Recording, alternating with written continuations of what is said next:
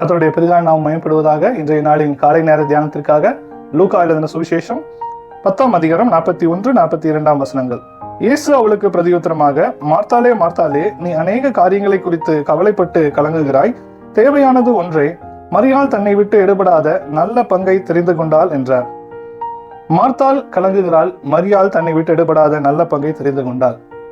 நல்ல பங்கு எது? மார்த்தாள் மரியாளுடைய வீட்டிலே கர்த்தர் பிரவேசித்திருக்கிறார். அவரை வீட்டுக்கு அழைத்தது மார்த்தாள். எனில் கர்த்தருக்கு எதையாவது செய்ய வேண்டும் என்று அவள் பிரயாசப்பட்டு சில காரியங்களை செய்து கொண்டிருக்கிறார். ஆனால் கர்த்தர் சொல்லுகிறார், மரியாள் தன்னை விட்டு எடுபடாத நல்ல பங்கை தெரிந்து கொண்டாள். உண்மையாய் மார்த்தாள் கர்த்தருக்காக எதையாவது செய்ய வேண்டும் என்று தானே விரும்பினார். இன்று நாம் கர்த்தருக்காக எதையாவது செய்ய வேண்டும், கர்த்தருக்காய் பாடல் பாட வேண்டும், கர்த்தருக்காய் ஊழியம் செய்ய வேண்டும், கர்த்தருக்காய் காணிக்கை கொடுக்க வேண்டும், கர்த்தருக்காகத்தான் நான் இதை செய்கிறேன் என்று அநேக காரியங்களிலே கவலைப்பட்டு தவித்துக் கொண்டிருக்கிறோம்.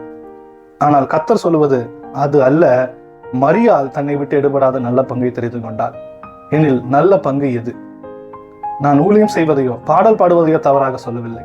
ஆனால் அதை காட்டிலும் சிறந்த ஒன்று ஒன்றது. அது கர்த்தருடைய பாதத்தின் அருகே அமர்ந்து அவருடைய வார்த்தைகளை கேட்பது.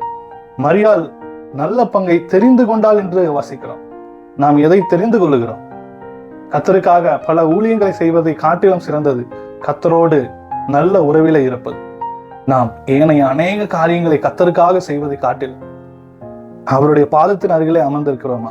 தினமும் காலையில் எழுந்து, கர்த்தாவே, உம்முடைய பாதத்தின் அருகே நான் அமர்ந்திருக்கிறேன், நீர் பேச வேண்டிய வார்த்தைகளை என்னோடு பேசும் என்று நாம் ஜெபிக்கிறோமா?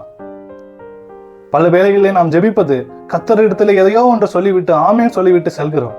ஆனால் கர்த்தர் சொல்கின்ற வார்த்தைகளை நாம் கேட்கிறோமா? அதுதான் சிறந்த பங்கு.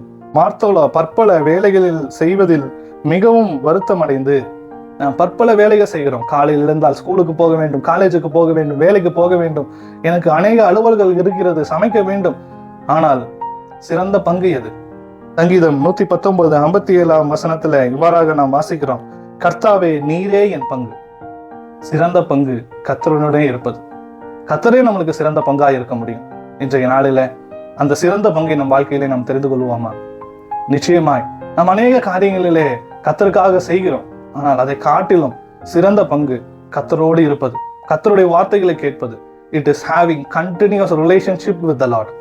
There is nothing more than being with the Lord. Even if you serve the Lord, the best part in your life would be being in the presence of the Lord and hearing His word. கர்த்தருடைய வார்த்தைகளை கேட்பதும் அவரோடு இருப்பதை காட்டிலும் சிறந்த ஊழியம் வேறு எதுவும் கிடையாது. அந்த நல்ல பங்கை தெரிந்து கொள்வோம். கர்த்தருடைய நாமம் மகிமைப்படுவதாக. ஆமென்.